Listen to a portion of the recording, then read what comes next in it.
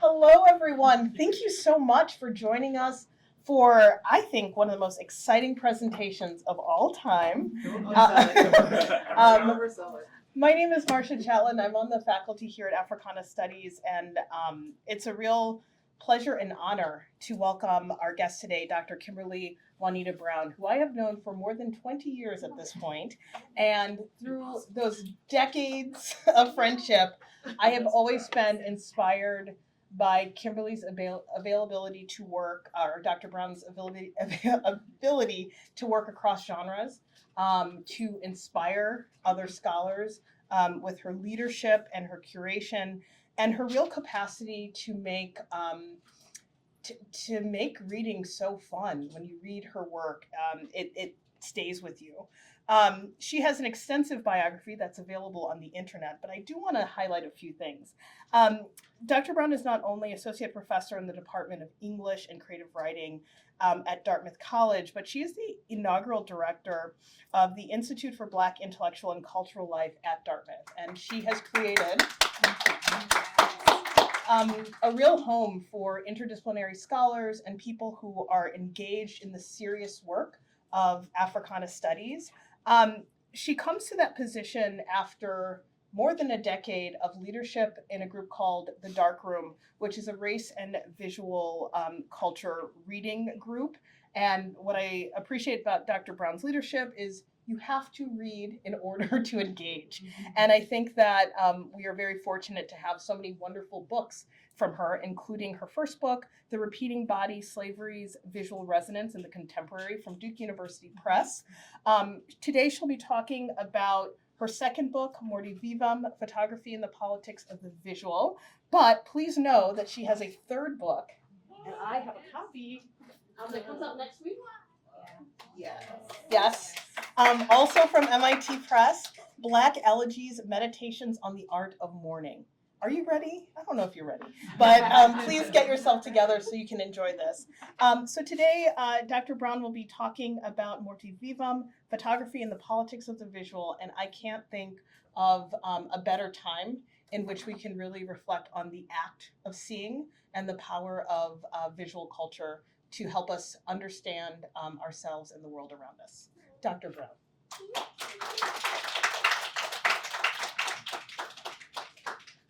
That was really lovely, Marcia. Hi, everybody. Very good. Sweet. I want to start by thanking the Center for Africana Studies for this invitation, and especially Marcia Chatelain, who leads by example, for the opportunity to be here with you today. Can everybody hear me? Excellent. Great to okay. So I started this project in a state of frustration, then anger, then a kind of drifting resolve. In doing so, I hope to hold on to what I love most about photography: the creation, musicality, and surprise, the very nature of image making. But in order to get there, I've had to maneuver around the images that damage, the ones that do violence. So today I hope to give you a sense of my approach to this work, because I think it's important to unpack the history before the after, or what Saidiya Hartman calls the afterlife of slavery. So here's the job as I understand it. I look at a photograph, look again, and wait until it tells me what it has to say. Some photographs are loud, some very quiet, some whisper, and some of them wail. I wait, and eventually they reveal themselves to me. Be it whisper or wail, silence or sound, photographs are speaking, and we need only pay attention to what it is they are trying to tell us. Two young Black men facilitate a cockfight for the pleasure of the white soldiers and superiors who surround them. They kneel in the center of the frame, each one with a bird in hand, and both focused intensely on the task before them. The 12 white men, forming a circular boundary, constitute the surveillance managers that these men must navigate. a presumptive jury of non-peers. They are entertained and excited, perplexed and bored. The facial and bodily gestures and clothing choices are meant to signal a visual hierarchy that race exacerbates. To the imagined question of what to do about the millions of Black subjects on the cusp of freedom from enslavement, this photograph has an answer. Excessive, demoralizing utility, and the refusal of anything resembling inclusion. Out of this photographic conundrum, we can see how the progression of violent engagements with Black flesh evolved. If anti-Blackness is the weather, as Christina Sharp writes, if it, quote, necessitates changeability and improvisation, end quote, then photography is how the weather registers visually to others. Weather must be survivable, bearable, possible to evade when necessary. In short, weather must be able to be weathered. And there is little in the history of photography that offers this to the viewer. Not because these images are not present, not available, but because they are not allowed to usurp the force of white supremacy, also in the frame. The long and horrific history of lynching photography in the United States is the origin point for a cruel framework set against Black subjectivity. As Jacqueline Goldsby reminds us, it was a prurient spectacle offered by lynchings that held the white gaze with the promise of Blackness aligned with death. I emphasize lynching imagery here for a number of reasons. These photographs tell us something important about the communal ethos of white supremacist violence and the pleasure derived from its participants. As a terrorizing apparatus that brings pleasure and satisfaction to its participants, the anonymity among visibility is striking. These were not people hiding from photographers. They sought them out. They did not slink away from lynching scenes. They sent postcards, purchased at the lynching events, to friends and relatives across the country. Vicarious murder was the pursuit, and yet one would be hard-pressed to locate the attendees in the historical record. I'm interested in the deployment of a contemporary application of vicarious murder.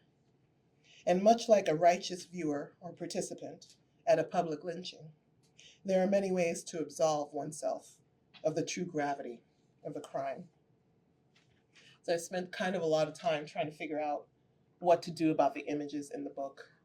And the press was really good about allowing us to either remove the bodies, which we asked the Getty Museum, the Getty Images, for permission to remove the bodies, which has been done before. Claudia Rankin did it, and others, and they were really confused about why you would buy a lynching photograph and then remove the lynched bodies. So let's sit with that for a minute. Mortevivum highlights the space between the materiality of the photograph, the living thing, and the visualization of anti-Blackness, the dead offering. It is here that imminent death is engineered within and beyond the photograph as a projected death drive forced upon Black subjects so that others may understand themselves through other people's bodies. The Black diaspora, then, exists for these viewers as a kind of cudgel against actual death. For in this sense, the gravity of death is presented as a quotidian act of nothingness for the darker races. We know that what Amos Hezare calls the barbarism of the United States is a nearly boundless series of violations against humanity that the country has yet to acknowledge and reconcile. We also know how racial stratification has buttressed and extended the line of sight for these violations, and how easily the country has navigated both its innocence and its defense. Photographs, like Gardner's, are instructive for what they can tell us about the intersection of race and the visual. We see the careful curation of a racial hierarchy that is also gendered male. We see the narrowed roles that African Americans are relegated to occupying, and the violent intimacies they must abide in order to survive. And their erasure looms large in Gardner's work. So in the 100 plates from this photographic sketchbook of the Civil War. African Americans occupy, I believe, 8 of the images, and they're all structured like this. So, but we have other places to look. Alfredo Jarreau's book, Let There Be Light, The Rwanda Project, features as its cover image 2 children, arms locked in a comforting embrace, their backs turned away from us. There is in the photograph the remnant of a secret between them, one which is unavailable to the viewer and to the naked eye. They are, in the words of Ben Okri, the best things growing in secret. And yet this secret, both between them and within them, is there, available but also obscured. The photograph offers a sliver of information. A slight vein extends from one hand to the forearm, and an eyelash points the viewer in the direction of one child's gaze, downcast but only slightly. We are refused full entrance into the frame of the photograph, which somehow feels correct. What is it that we believe it is our right to see here? Moreover, what will we do with the body once we possess it in this way? In the aftermath of the Rwandan genocide, what is the role of the witness, and what is the viewer's responsibility? For those of us engaged, as it is, in the demanding work of remembering the dead, how do we imagine the visualization of healing that is still taking place? What image can capture this? Of his elegant artistic work, Jarre has said, there must be another way to talk about violence without recurring to violence. And this is where I want to locate this project, considering the possibilities engendered by refusing to capitulate to spectacles of violence that have held Black people in a state of rigidity rendered photographic. Jarre seems intent on retaining some level of anonymity for his subjects. In other photographs from the same series, they hold one another more closely, so tightly that no light gets through as they lean into each other, keeping the rest of the world at bay. The artist uses Let There Be Light to indict the global community's failure to respond to the genocide in real time before nearly 1 million people lost their lives, if that sounds familiar. Documentary photography has helped facilitate a subject-object fallacy wherein, under the guise of the evidentiary, Black subjects are presented as objects of crises waiting for an external, white articulation. Legibility here means being legible to viewers who traffic in the visual demise of those registering as Black. The length and the depth of trafficking is a foreshadowing event that produces its own mechanism of engagement, like 2 Black Civil War soldiers in the center of a photographic circle of white supremacy. To unpack and unfurl its significance, we must go back to move forward. If global anti-blackness is the atmosphere, then photography clings invisibly to the skin like mist. The body of the soldier is nearly shadowed to a silhouette, but his automatic rifle is not. The weapon is clearly displayed, leaning diagonally across the soldier's knee, in close proximity to a small child sitting against a walled barrier. Her arms are crossed and resting on her knees. There is a straw sun hat on her head that is slanted to her right. In an extended reading of this image, the viewer, it must be assumed, is encouraged to imagine the future of Haiti, as represented by the child, as one that is always under the gun. A history that collapses 200 years of independence into a single referendum on the nation's fraught sovereignty. It is as if Haiti is ever the small child set against a barrier, waiting for an external paternalistic rescue. So both inexperience and imminent death stalk the photograph as it appears to the viewer. As with the majority of these swiftly taken shots, there is no name attributed to the photograph subject, and no further information provided. This is a whisper and a wail, as 2 centuries of Black sovereignty collapse into a series of mediated interventions rendered photographically. And for this image, I should pause and say that they just decided to try to crowd out you could actually see the child, and I did not want anyone to see the eyes, so I didn't want it to be rendered clearly. So they tried to work on making it a little bit more out of focus. Shadows are an important photographic currency, projections of shapes and figures there, also not there. They are abstractions of form, embodiments with distance, and ghostly matters with the inference of past trauma. They necessitate a certain proximity to conform to the mandates of visuality, a certain mathematical trajectory of both figure and symbolic referent. Scholars have wrestled with a permanent shadow cast upon Black subjectivities, a shadow that implies a form of doubling death. In the repetition of shadowed figures against a wall in Port-au-Prince, we see the juxtaposition of we and they, as the only figure visible is the armed American soldier, seemingly providing the barrier between sovereign neglect and imperial protection. This show of force is one that plays chess with history, marking the United States as the arbiter of global order within the continual primal chaos of the darker world. From the incoherence of Black life, Frank Wilderson writes, America generates the coherence of white life. These are images that seem to say, as they come apart, fragment, so shall we coalesce, come together. In the temporal elongation that reconfigures the terms of unbelonging, a still photograph intimates movement, even if that movement is a dead walking. This modulation does not neatly correspond to Ariela Azoulay's rendering of the photographic force of the concept, so that when Azoulay contends, for instance, that, and these are her words, photography at times is the only civic refuge at the disposal of those robbed of citizenship. I want to trouble the waters of this when it is not the case.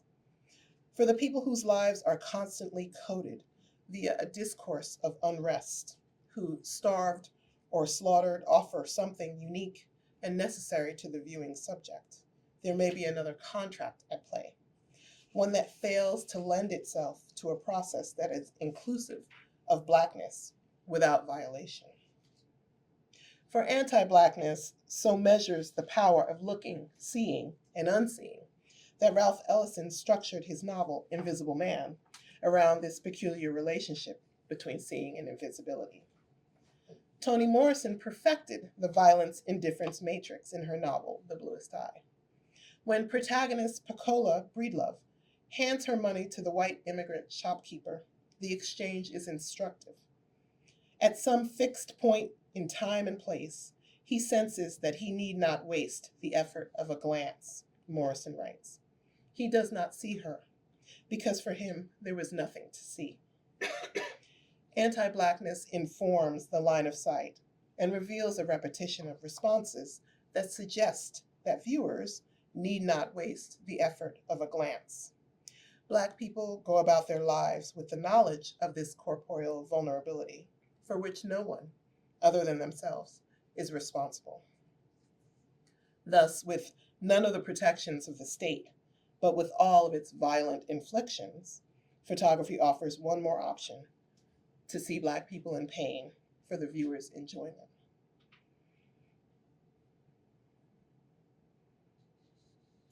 On the last day of September 1994, the New York Times front page had, as its central image, a photograph of a crowd of Haitians at a rally in Port-au-Prince.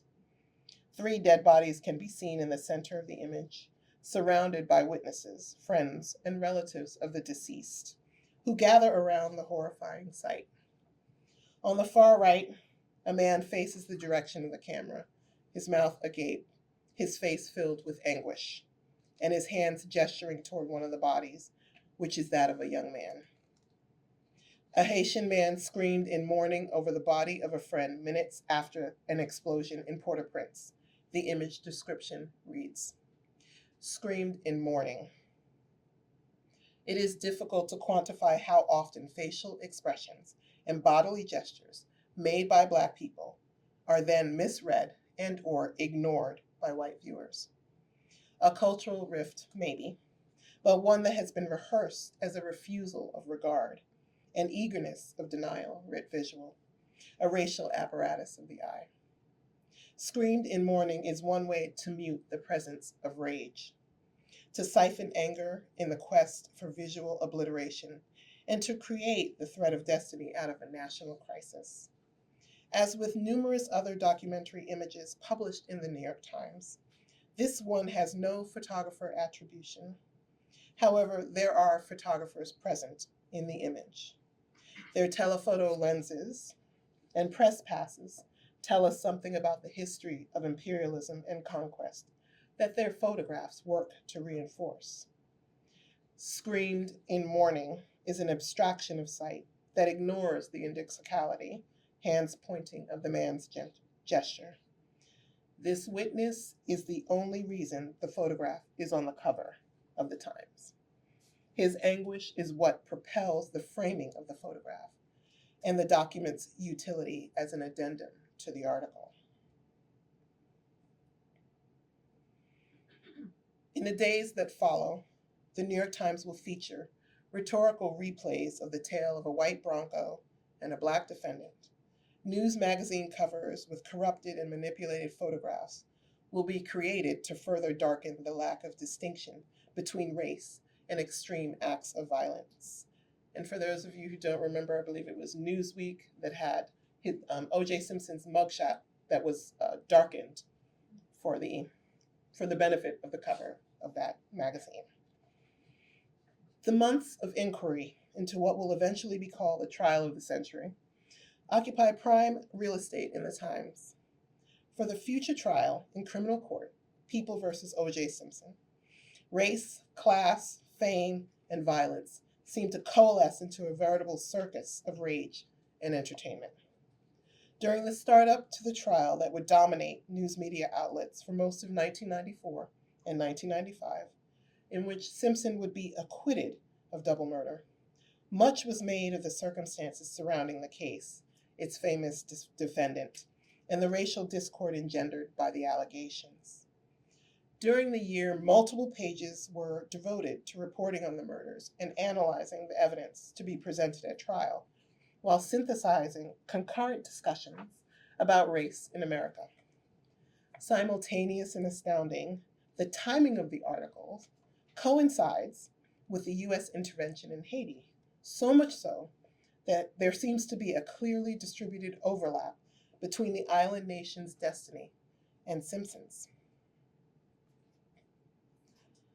1 month after the massive earthquake that took place in Haiti on January 12, 2010, news media outlets refused to show images that might further upset the viewing public.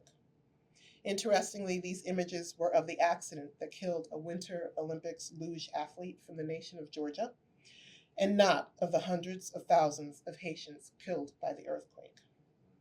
Viewers who watched the luge video were outraged by the sight and wrote in to various media outlets so that the video would be removed.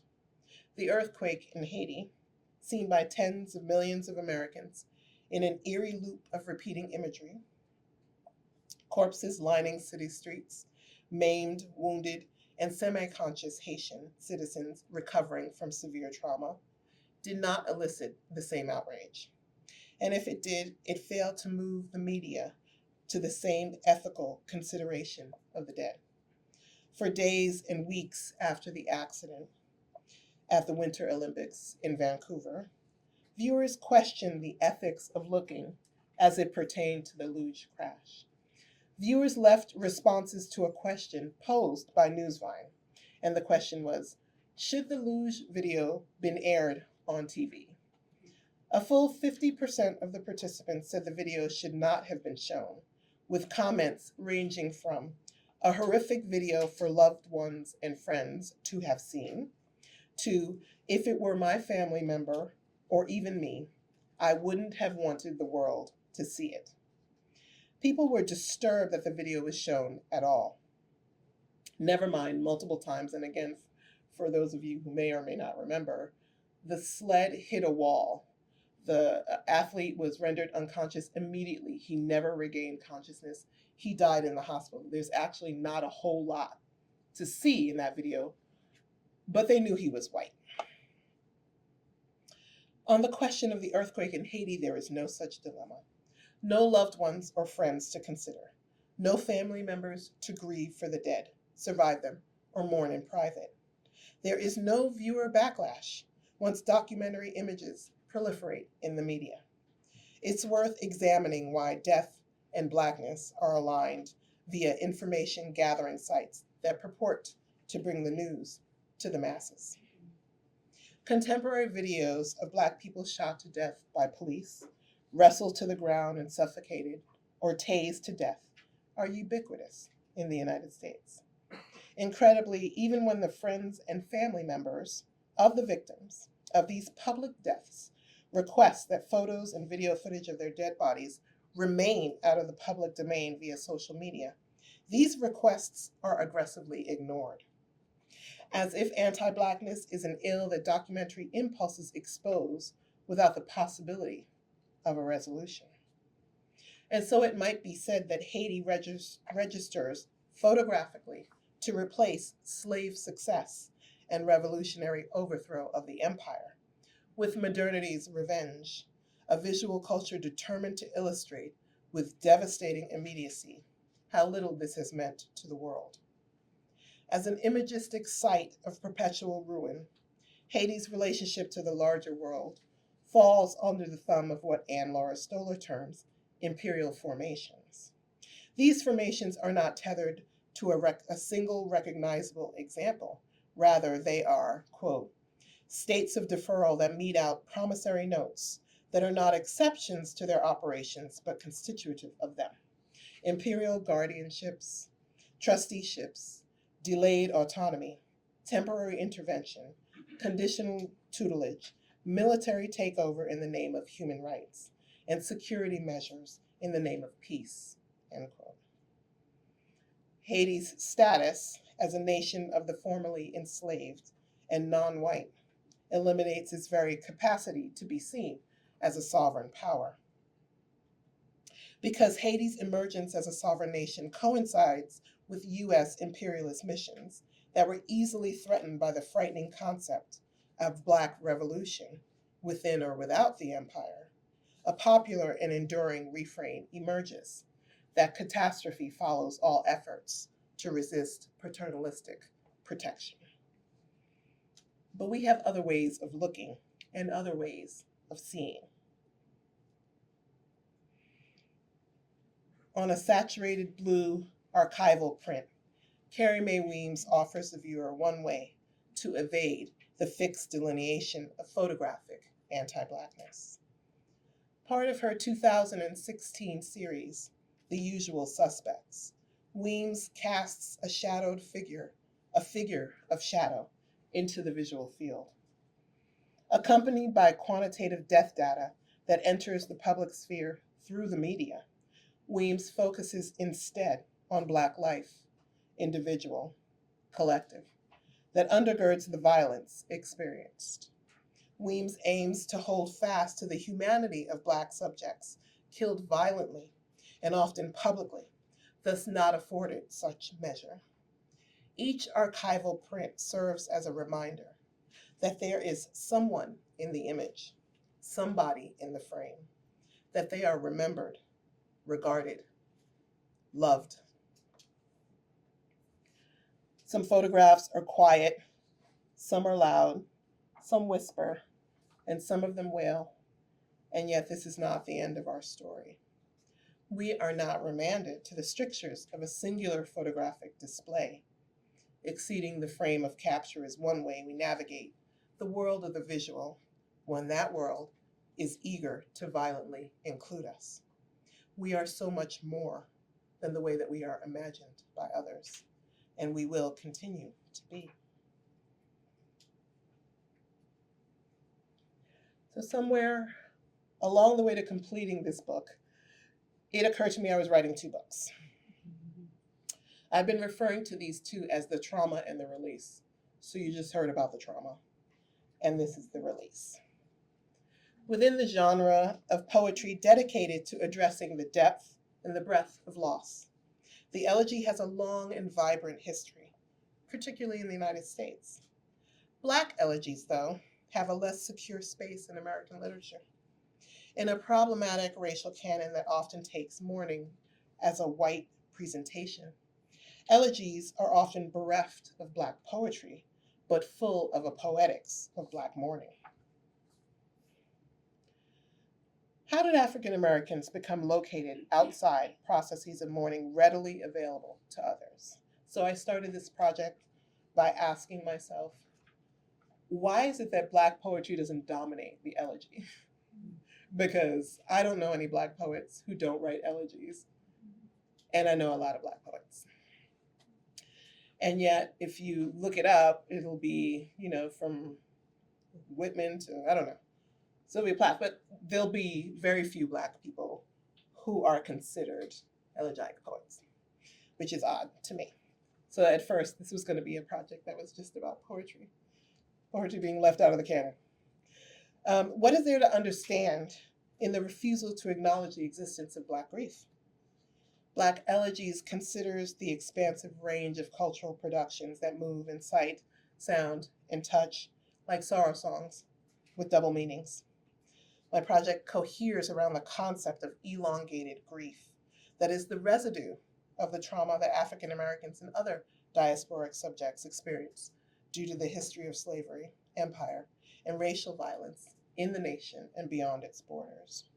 This history of violence necessitates multivalent approaches to the properties of mourning that assist in alleviating some of the pain of existing while being Black. Elongated grief. It may look like a fictional narrative about a pregnant film actress whose body cannot sustain the life held within her because she has reached the end of a violent horizon with no end in sight. It may look like a cinematic exchange where the gaze enraptures its protagonists as if letting go would be the end of everything they know. It might sound like an instrumental accompaniment to a eulogy for 4 girls killed in a church explosion. Or it could feel like the unfinished manuscript by a writer who was never at a loss for words. The book project moves with and beyond disparate iterations of artistic mourning to uncover the deepened frequencies of loss, as that which is discernible is not always what is there. Along with all of the ways that Black subjects live and die, there are the sensational and arbitrary acts of extreme violence that spectacularize death in ways that do not allow for the dignity of grieving, privately or otherwise, without hypervigilance on the part of the survivors. Survivors are my investment here, not just those who have survived a loved one who has passed on, but also survivors who negotiate losses that do not end in death. Losses like distance, homeland, diminishment, and the absence of care that often accompanies racialized subjects everywhere they go. And they go, carried by histories and memories that frame their relationships, connections, and ways of being in the world. They move like ripples on still water, marking place and subtly changing the elements around them. They grieve, seen or unseen, in the light of day or the dark of night. They create in the vibrancy of human experience and spiritual will. What if we paused to spend time with the gravity of these gestures?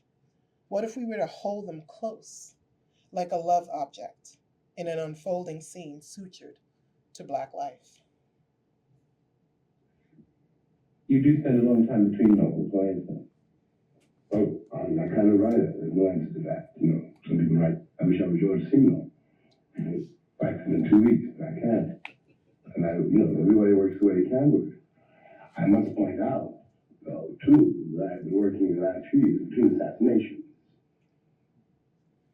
That doesn't make it any easier either. I mean, they're killing my friends. It's as simple as that. And have been all the years I've been alive. For no reasons which have any validity. Why didn't you just want to get away somewhere and sit down and write some books? Why didn't you want to do that? You would have done better than that.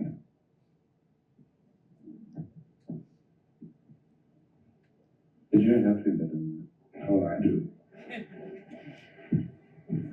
So you don't agree then? I mean, when people say, oh, it's okay for him, he's escaped. What have I escaped? Where, anyway? Would I go to escape? To your country?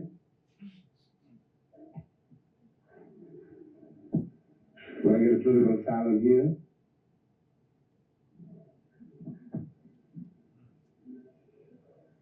Where would a fleeing black man go if he wanted to escape? If you have really strong, healthy blood pressure, you may watch this 27-minute documentary. If it is on the border of spiking, don't do it. The documentary is called Meeting the Man, James Baldwin in Paris. Thank you, Rich. Stressful, to say the least. But you know, I'm here for Baldwin's reactions and the pause between his reactions. And for the gravity of everything that he says that is lost on his interviewer, the man who has come to interview him.